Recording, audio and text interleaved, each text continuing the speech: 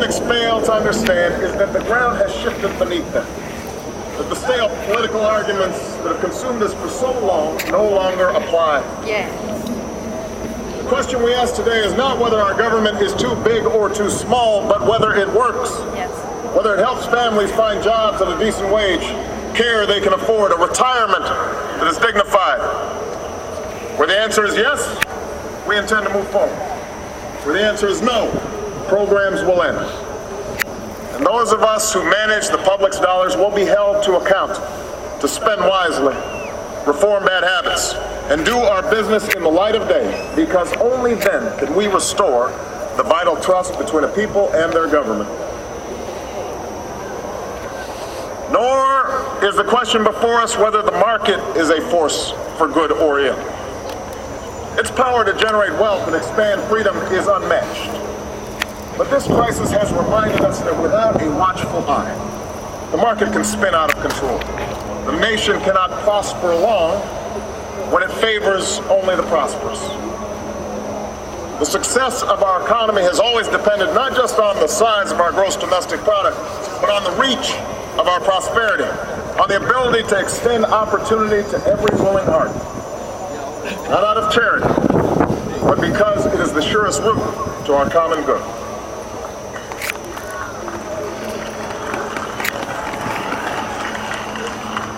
As for our common defense, we reject as false the choice between our safety and our ideals. Our founding fathers, faced with perils that we can scarcely imagine, drafted a charter to assure the rule of law and the rights of man. A charter expanded by the blood of generations. Those ideals still light the world, and we will not give them up for expedience sake. And so, to all the other peoples and governments who are watching today, from the grandest capitals to the small village where my father was born, know that America is a friend of each nation and every man, woman, and child who seeks a future of peace and dignity, and we are ready to lead once more.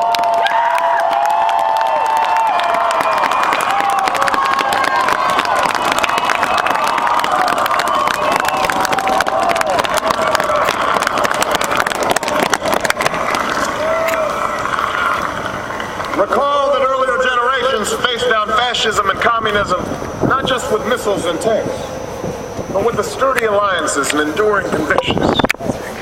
They understood that our power alone cannot protect us, nor does it entitle us to do as we please. Instead, they knew that our power grows through its prudent use. Our security emanates from the justness of our cause, the force of our example, the tempering qualities of humility and restraint. We are the keepers of this legacy. Guided by these principles once more, we can meet those new threats that demand even greater effort, even greater cooperation and understanding between nations. We will begin to responsibly leave Iraq to its people and forge a hard-earned peace in Afghanistan. With old friends and former foes, we will work tirelessly to lessen the nuclear threat and roll back the specter of a warming planet. We will not apologize for our way of life, nor will we waver in its defense. And for those who seek to advance their aims by inducing terror and slaughtering innocents, we say to you now that our spirit is stronger and cannot be broken. You cannot outlast us, and we will defeat you.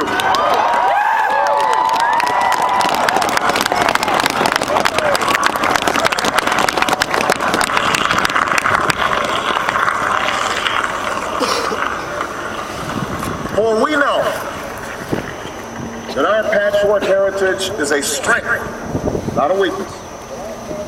We are a nation of Christians and Muslims, Jews and Hindus, and non-believers. We are shaped by every language and culture, drawn from every end of this earth. And because we have tasted the bitter swill of civil war and segregation and emerged from that dark chapter stronger and more united, we cannot help but believe that the old hatreds shall someday pass, that the lines of tribes shall soon dissolve, that as the world grows smaller, our common humanity shall reveal itself, and that America must play its role in ushering in a new era of peace.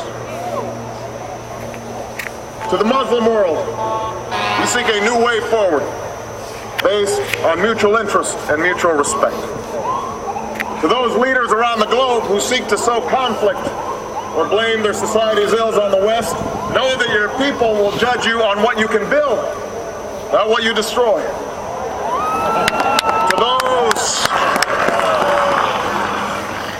To those who cling to power through corruption and deceit and the silencing of dissent, know that you are on the wrong side of history, but that we will extend a hand if you are willing to unclench your fist.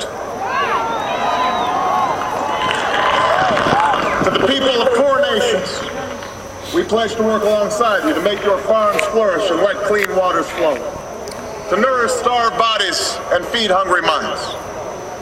And to those nations like ours that enjoy relative plenty, we say we can no longer afford indifference to the suffering outside our borders, nor can we consume the world's resources without regard to effect.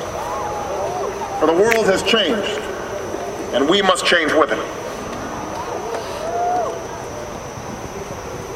As we consider the road that unfolds before us, we will remember with humble gratitude those brave Americans who, at this very hour, patrol far-off deserts and distant mountains. They have something to tell us, just as the fallen heroes who lie in Arlington whisper through the ages. We honor them not only because they are the guardians of our liberty, but because they embody the spirit of service, a willingness to find meaning in something greater than themselves.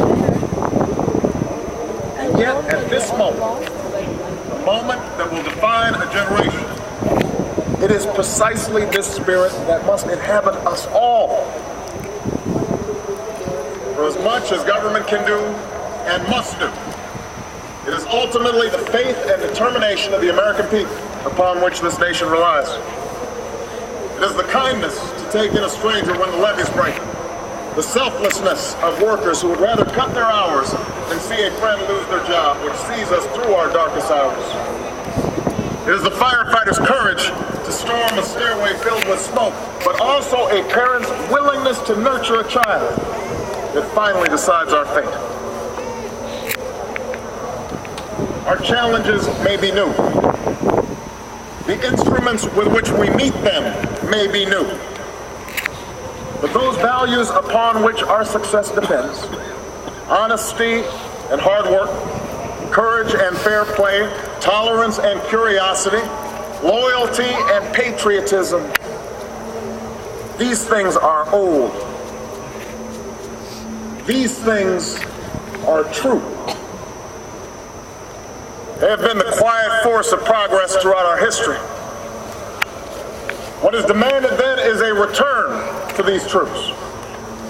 What is required of us now is a new era of responsibility, a recognition on the part of every American that we have duties to ourselves, our nation, and the world, duties that we do not grudgingly accept, but rather seize gladly, firm in the knowledge that there is nothing so satisfying to the spirit, so defining of our character, and giving our all to a difficult task.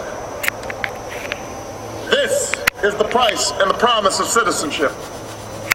This is the source of our confidence, the knowledge that God calls on us to shape an uncertain destiny. This is the meaning of our liberty and our creed, why men and women and children of every race and every faith can join in celebration across this magnificent mall. Why a man whose father less than 60 years ago might not have been served at a local restaurant can now stand before you to take a most sacred oath.